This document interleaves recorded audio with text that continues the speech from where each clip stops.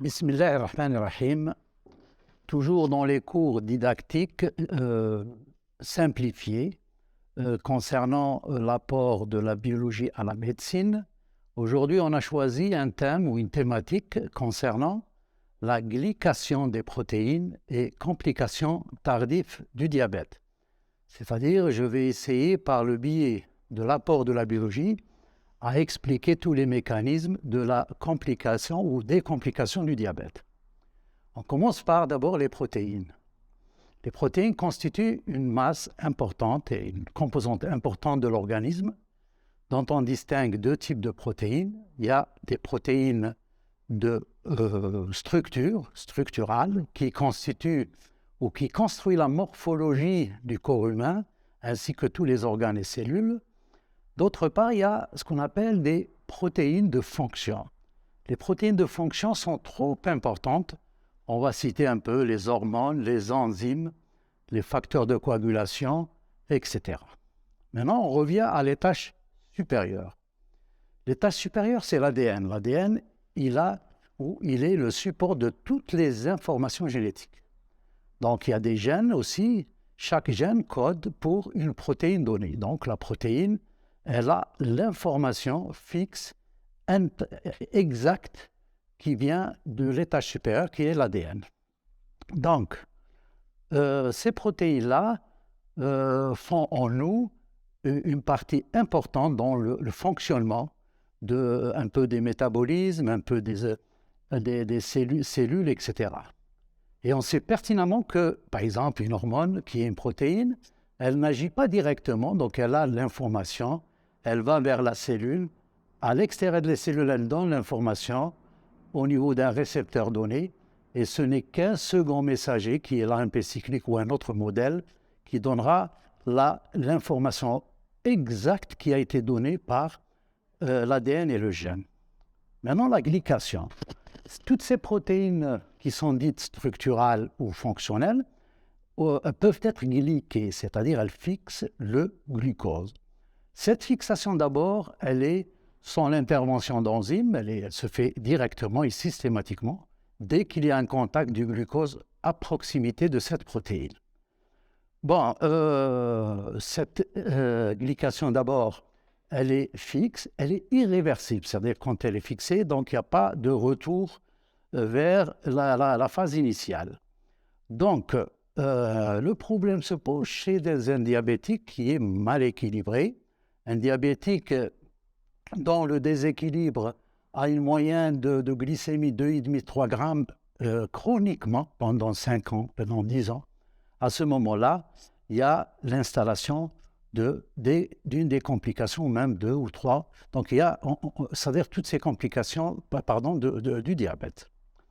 Bon, maintenant, si on parle un peu des complications tardives du diabète, donc en diabétologie, c'est connu. Donc, il y a plein d'organes qui sont touchés, qui présentent une complication. On commence d'abord par la plus courante, qui est la néphropathie diabétique. Néphropathie diabétique, on sait bien que le néphron, c'est l'unité de filtration, donc avec son glomérule, avec les tubules. Et il y a ce qu'on appelle des fonctions internes, notamment filtration, réabsorption, sécrétion et excrétion. Nous, on se penche vers le glomérule et surtout la membrane basale. Cette membrane basale qui a une structure protéique aussi et même un peu lipidique, etc. Mais je me penche sur la protéine de la membrane basale qui est glyquée lors d'un diabète chronique. Une fois glyquée chroniquement, l'antigénicité va changer automatiquement. Il y a un afflux d'immunoglobulines G qui rend cette membrane basale ultérieurement un peu épaisse.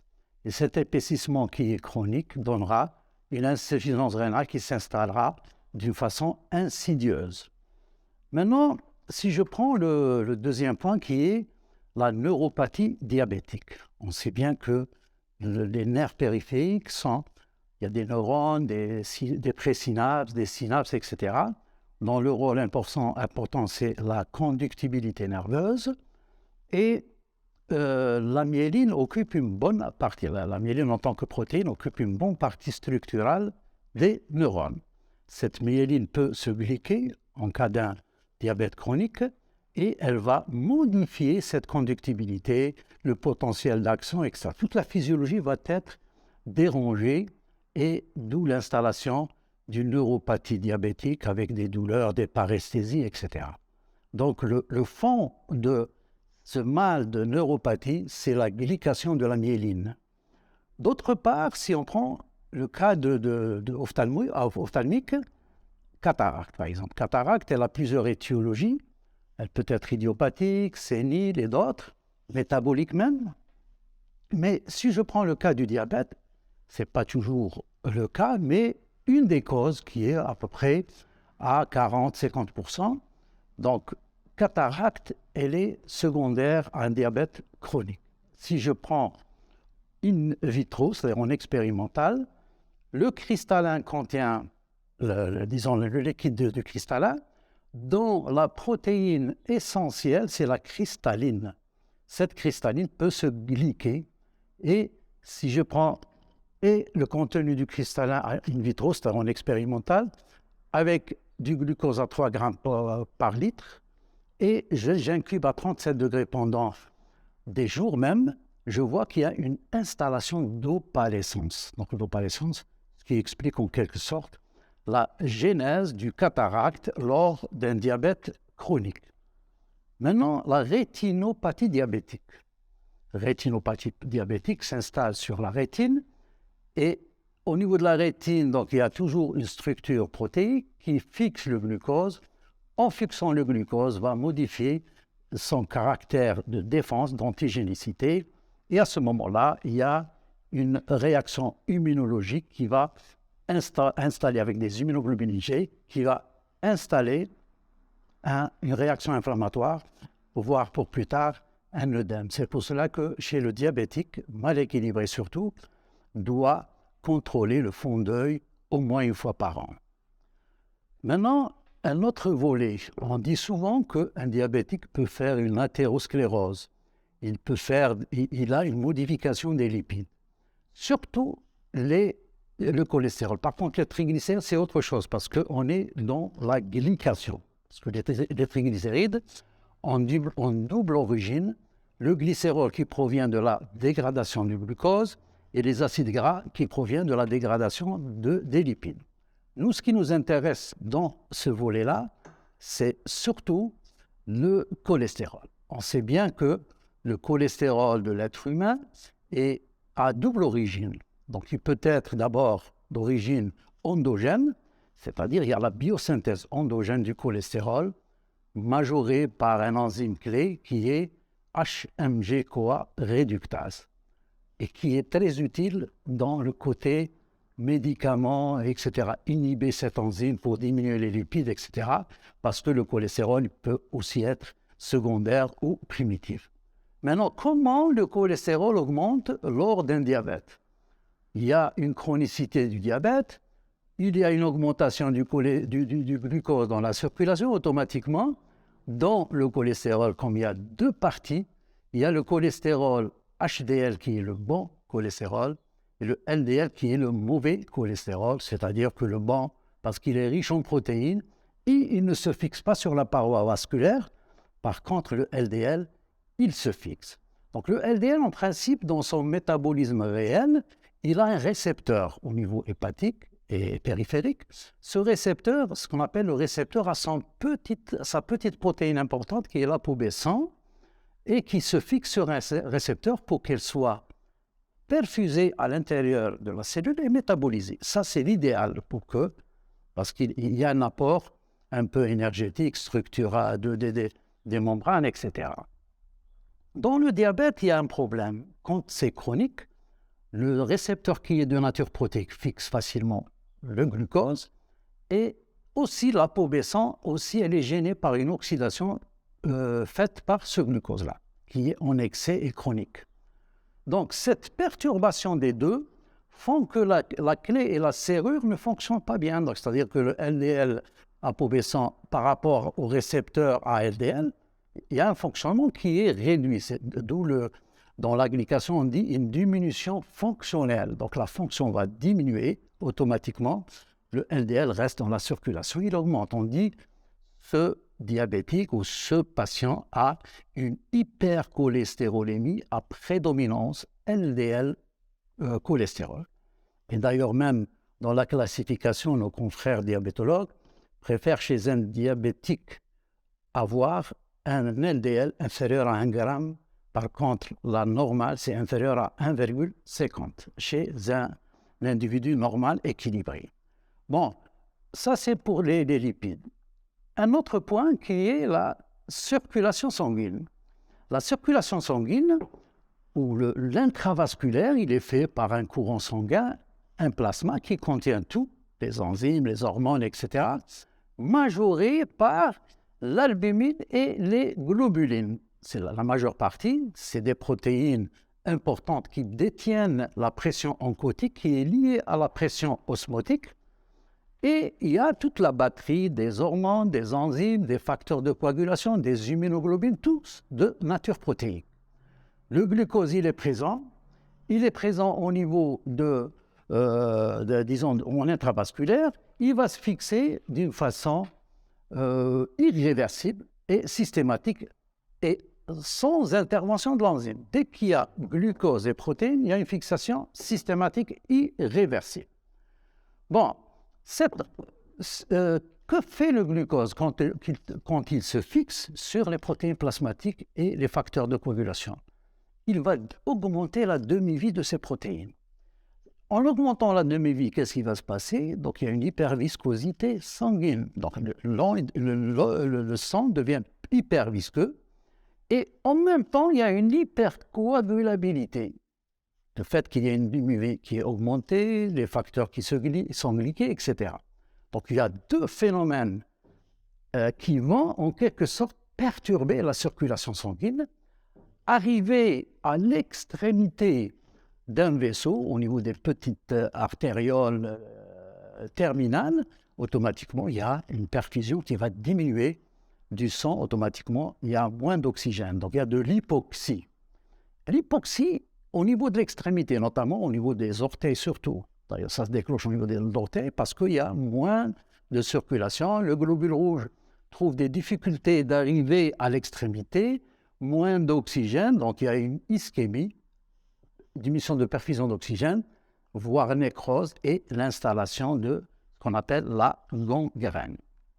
Donc, si on voit un peu ce volet-là, certes que la glycation, elle touche et les protéines et que la perfusion au niveau de la partie terminale, elle est moindre et il y a une ischémie, mais le problème se pose en amont parce que si on prend de 15, 20, voire même 40 cm avant cette nécrose, il y a toujours du tissu glyqué, des protéines glyquées, c'est des protéines qui ont une fonction diminuée et il y a une prédisposition à une gangrène qui se diffuse. Pourquoi? On part dans un stade très tardif, quand il y a un déséquilibre important, on parle d'une caramélisation, c'est-à-dire que tout le tissu qui est hyper glyqué perd pratiquement le maximum de sa fonction et les complications sont pratiquement prévisibles. Bon, maintenant, si on parle un peu de la glycation ou du glucose, quand il est en excès et chronique, donc c'est un puissant oxydant, donc on en parlera dans une conférence sur ce que c'est une oxydation, ce que c'est un radical libre et comment l'expliquer, que ce soit pour le diabète, mais il y a plein de substances ou d'aliments, etc., de colorants qui sont donc à la cause d'une oxydation. Donc,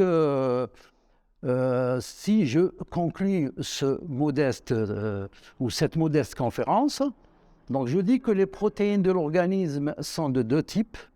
Il y a les protéines de structure et de fonction, et toutes ces protéines-là, chez un diabétique mal équilibré, peuvent fixer le glucose, et cette glycation va pratiquement modifier le fonctionnement, que ce soit des protéines structurales ou les protéines de fonction.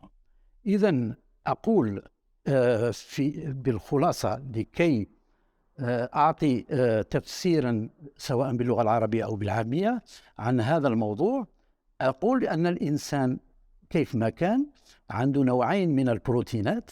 فيه بروتينات متاع الهيكل متاع التكوين لا ستركتور، وفيه بروتينات تاع الوظيفة أي تعمل من أجل الوظيفة. وهذه البروتينات ما هي إلا عاملة خاصة الوظيفية حسب ما يؤمر بها من طرف الأديان والجين.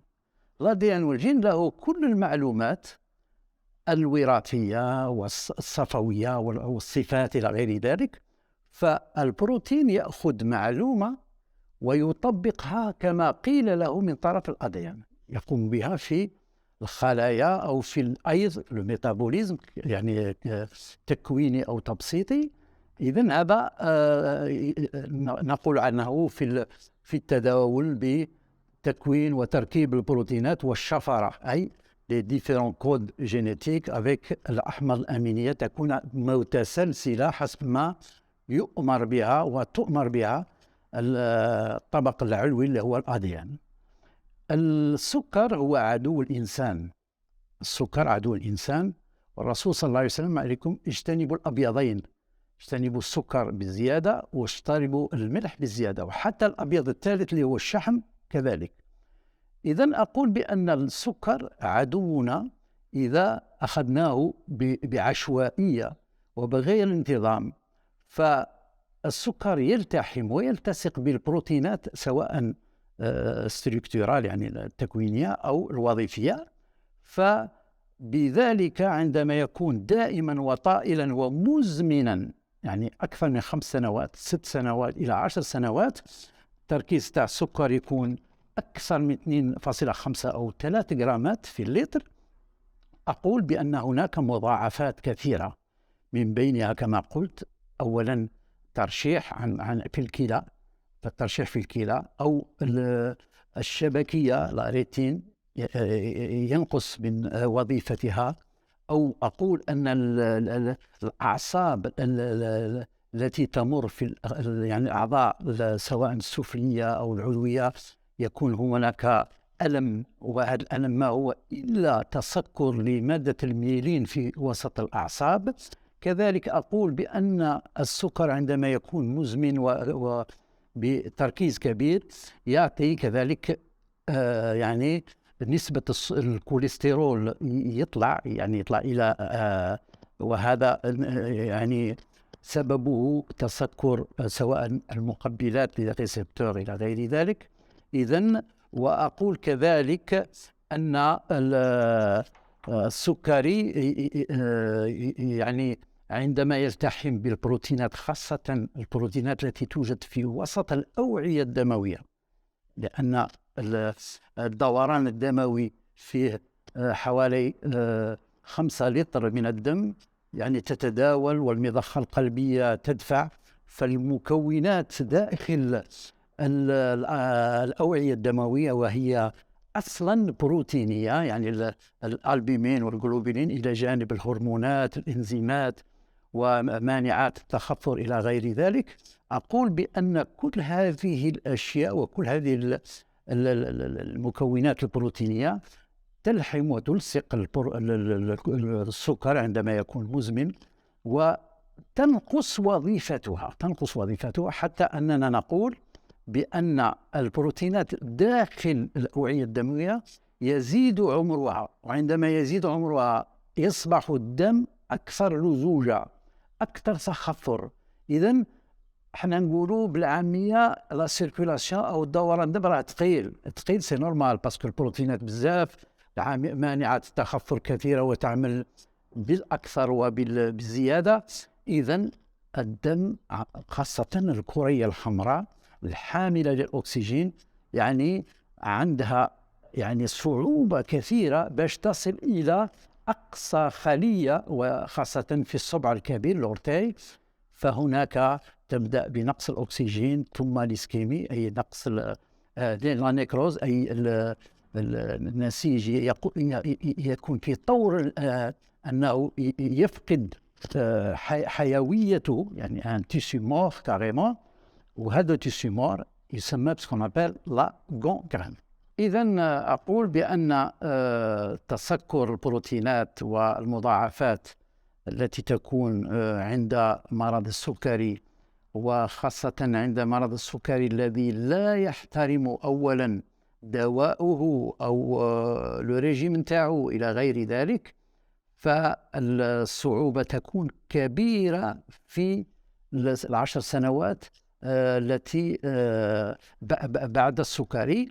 فلهذا أنصح إخوتي وأخواتي أن المرض السكري ليس بمرض، وإنما هو اختلال ميزان، c'est un déséquilibre. فما علينا إلا أن أولا أن نقوم بأكل يكون يتناسب مع الميزان الداخلي وحسب الأوضاع، لأن السكري قادر يكون دي أنيدي يعني بالأقراص، قبل ما يكون بالأقراص يكون بالريجيم ويكون بالرياضة بليجين دو في.